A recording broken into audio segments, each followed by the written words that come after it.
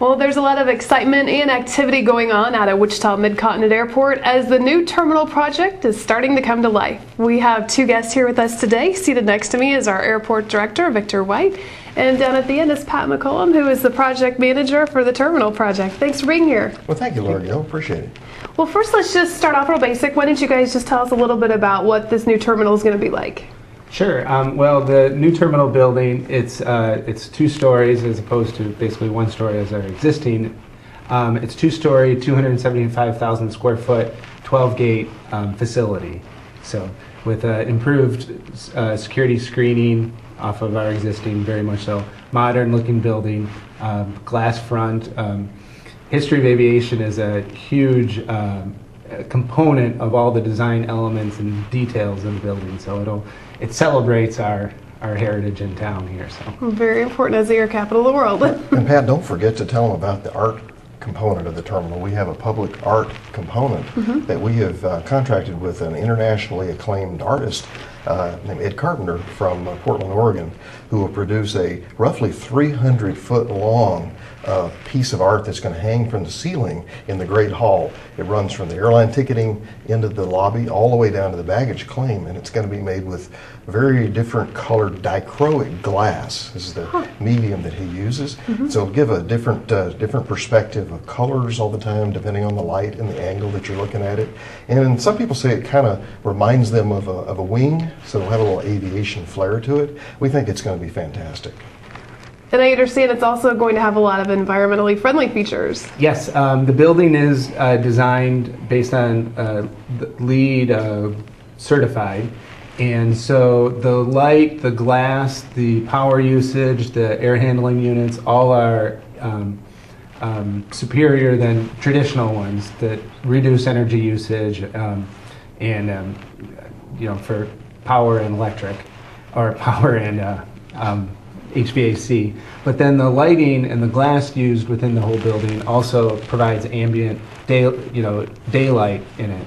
So there's 2 main skylight zones. One is in the front of the building and the terminal side that runs the entire length of the Great Hall, and then the other is on the concourse side that runs also the entire length of the concourse. So, and then there's skylights providing natural lighting in the security area also. You guys have been very thorough in your planning process, it sounds like. There's no doubt about that. How many years did it take you to put the design plans together? Gosh, we've been working on this project for about 10 years now. When the City Council first voted in 2004 to proceed ahead with the project, we immediately hired Pat's group to be the program manager to see us through the project. Then the next year we hired the architects and the engineers to do the design. So we started the actual design work in full speed probably in 2006. And so it's taken us quite a while to get to where we are today. And I was just at the airport the other day, and it's so exciting to see the steel beams and everything going up. So tell us a little bit about where we're at right now. Well, right now we've completed all the steel erection, which is exciting. So you can see the entire footprint and the volume of the building that it ultimately will be. The different trades have all been kicked off. I mean, some of them have been around for nearly a year already, but the electric, the mechanical, the masonry block is going in right now. Concrete work, concrete floor slabs have already been placed in about 30% of the building. The glass is actually expected to be installed in the next couple of weeks. We're starting with the skylights first, and then the front of the building will start to receive glass towards the end of August or so. So the building's proceeding really quite rapidly, which is exciting. It is. Has the rainy weather impacted construction and your timelines at all? The rain in the last week, it doesn't impact the long term, but it impacts the day in, day out activities a little bit, yes. So with the progress that you guys have made so far, will people see new and different things pretty much every week when they come out to the airport, or how quickly will we see? I would say nearly every week if they're paying attention that closely, up until roughly New Year's or so. We're expected to have the building entirely enclosed by December, January timeframe this year. So after that, most of the changes will be in the interior then. So. We have the 3 webcams right now showing the construction of the building, so you can see the different parts and pieces. And then we've also started posting pictures, construction photos on the airport's website to also give that perspective of the growth of the building. And we're going to switch inside so that we're posting some of the interior pictures too, so that the public could see that. Mm-hmm. And what made you guys decide to put up the sky cams in? Well, I think it's kind of a fun thing to have. It just gives folks an opportunity to see what's going on from the comfort of their home. I mean, it's live 24/7. You can see what's going on.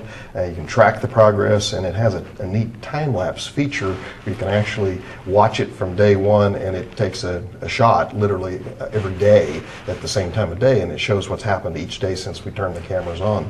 And we're actually shopping for putting in a couple of more webcams that'll be oriented a little bit differently to show the parking garage construction and the parking lot construction. So we may have 5 cameras or so coming at it from different angles, so it's pretty neat. Then let's talk a little bit about the parking situation you guys have got going on out there right now. Well, a major companion to the terminal project is a brand new parking garage. The airport's never had one before, and it was probably the #1 most requested feature we've had from customers for years now, is get us a parking garage. So once we made the decision to do that, we decided to take it just a little bit further and to do what's called a consolidated rental car facility along with it. So there'll be the garage, which will be 4 stories with about 1,600 spaces. 1,200 of those spaces will be for the public to use. And then 400 of those spaces will be for what's called ready and return for the rental car companies. And adjacent to the building, actually attached to the garage, is a separate customer service lobby where all of the rental car companies, all 6 of them, will have their ticket counters and their customer interaction right there. So instead of having that in baggage claim like we have today, the trend at airports now is to have off-terminal rental car facilities. But the beauty of ours versus most other airports that have had consolidated rental car facilities, you don't have to get on a bus. You just walk across the street from baggage claim, go to the rental car counter, and pick up your car right there. It's all undercover, so the cars will be out of the weather. They'll be cooler when you get there, and then you can just drive off from there. So that's a huge component.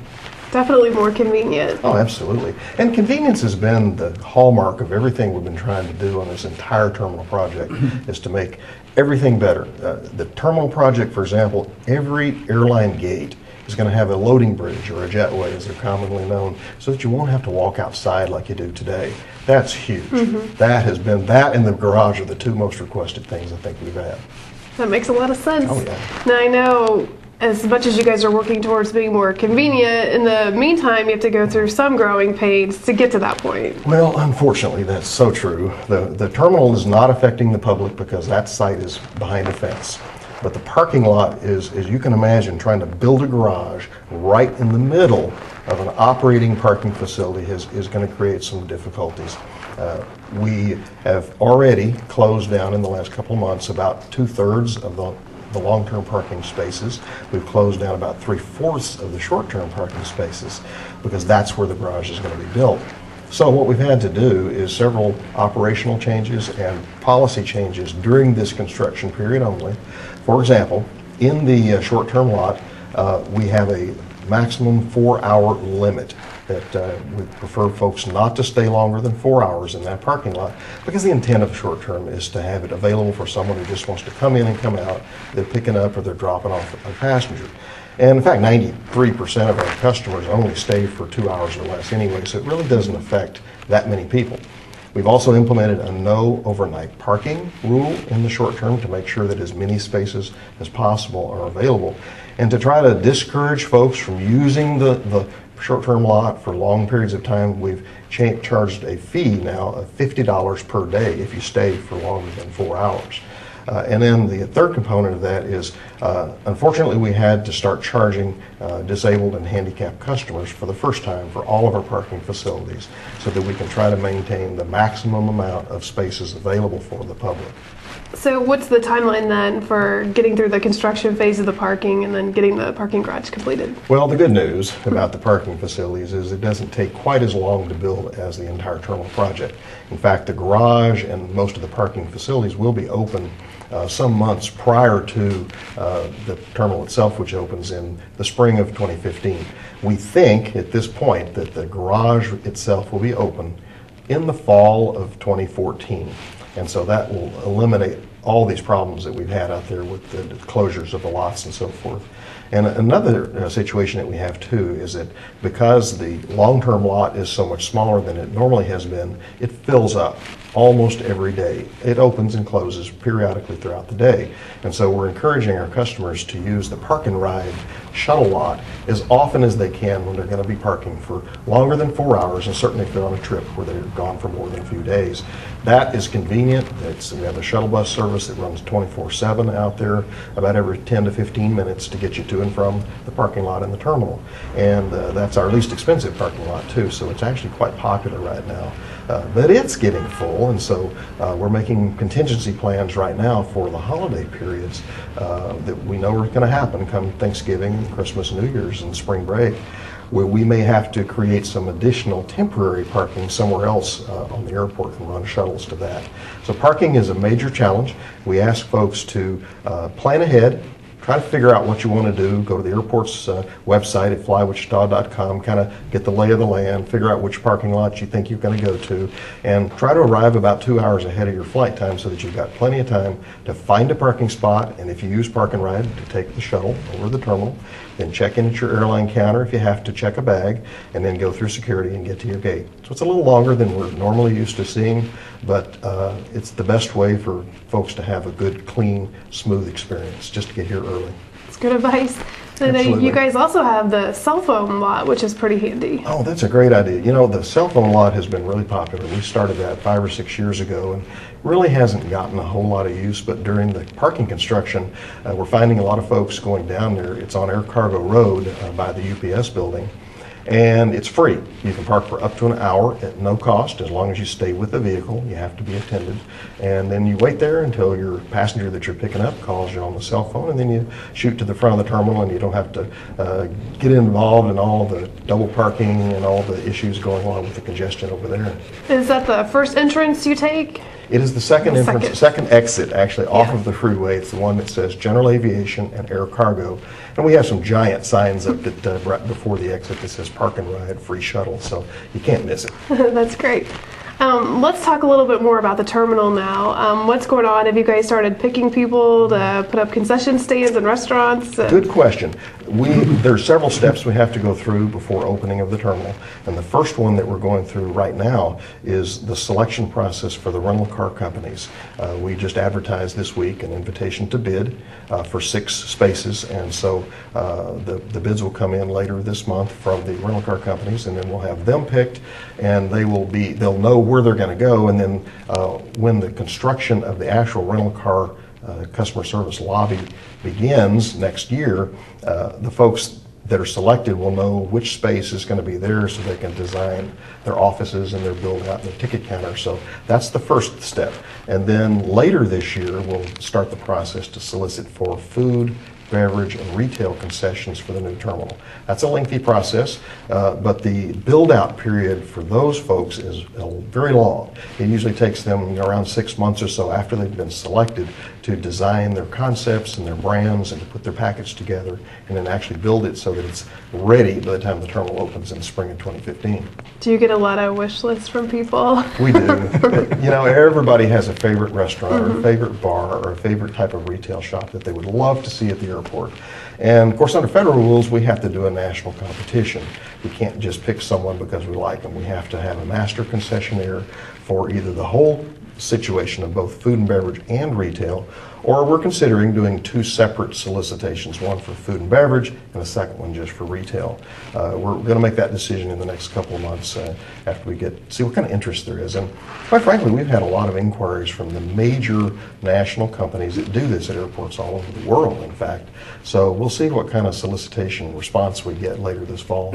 Will we have more tenants than we do now, and will they be spread out in different places? It will be entirely different from what we have today. And the main difference is the vast majority, I think it's around 85% or so, of the concessions will be after you go through security. Right now, it's just the opposite. Practically everything is before you go through security. And that's a problem because folks never know how long it's going to take to go through the security checkpoint. So they're hesitant to go to the bars and the restaurants and the shops before they go through security because they don't want to miss their flight. But by the time they go through security, then there's not much for them in terms of offerings in the gate areas. So we're doing it just the opposite in the new terminal. All the stuff, most of the stuff will be after security.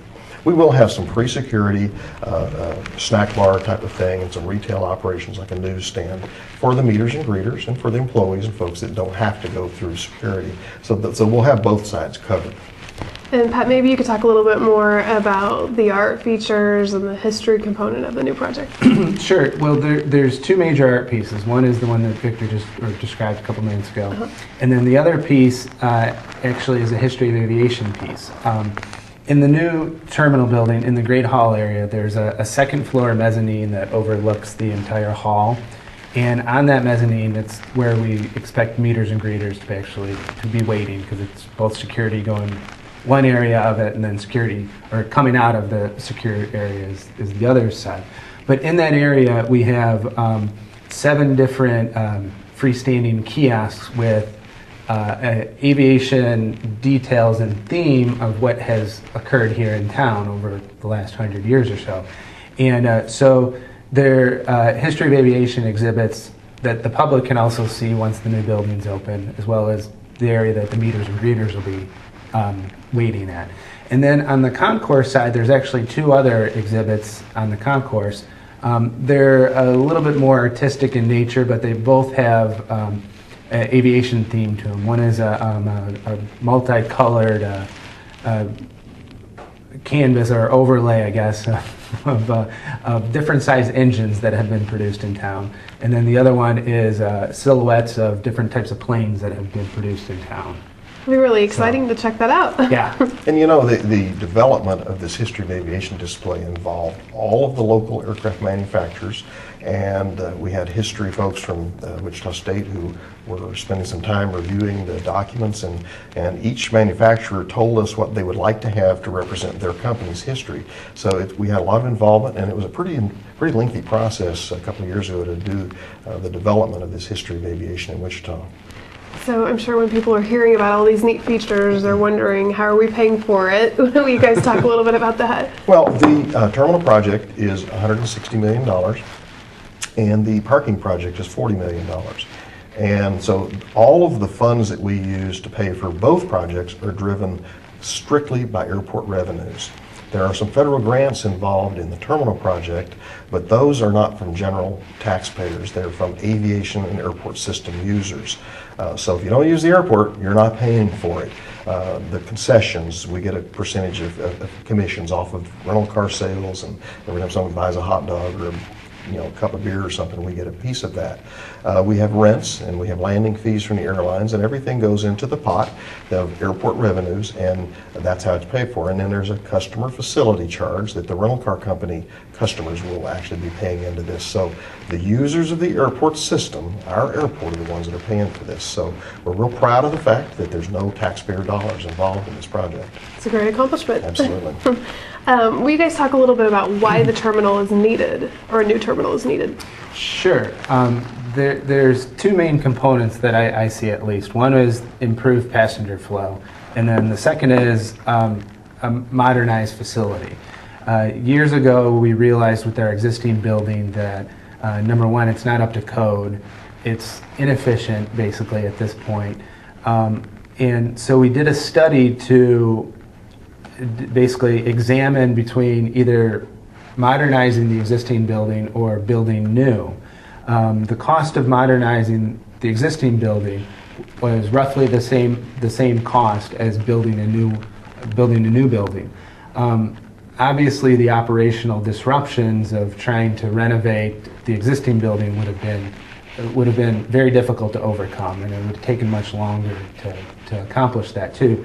So in 2004, we recommended to the City Council and the Wichita Airport Authority to move forward with building a new building as opposed to renovating the existing building.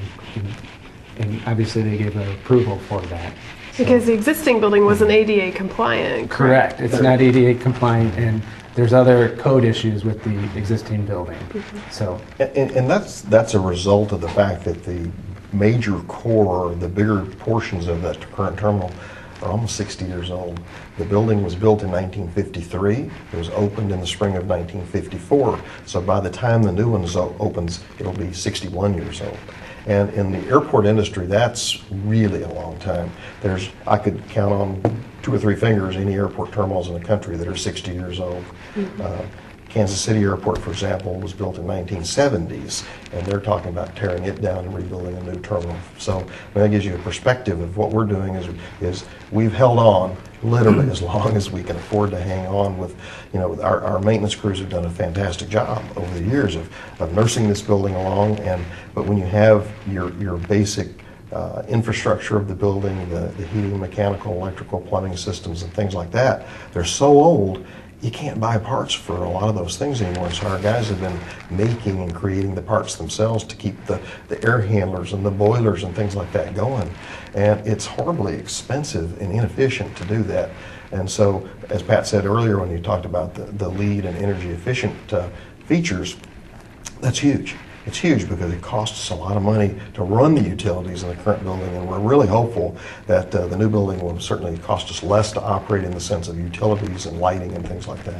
That's amazing when you consider it'll be a bigger facility. Yeah, well, actually, it's not that much bigger. Part of the existing building is 265,000 square feet. The new one's 275. Okay.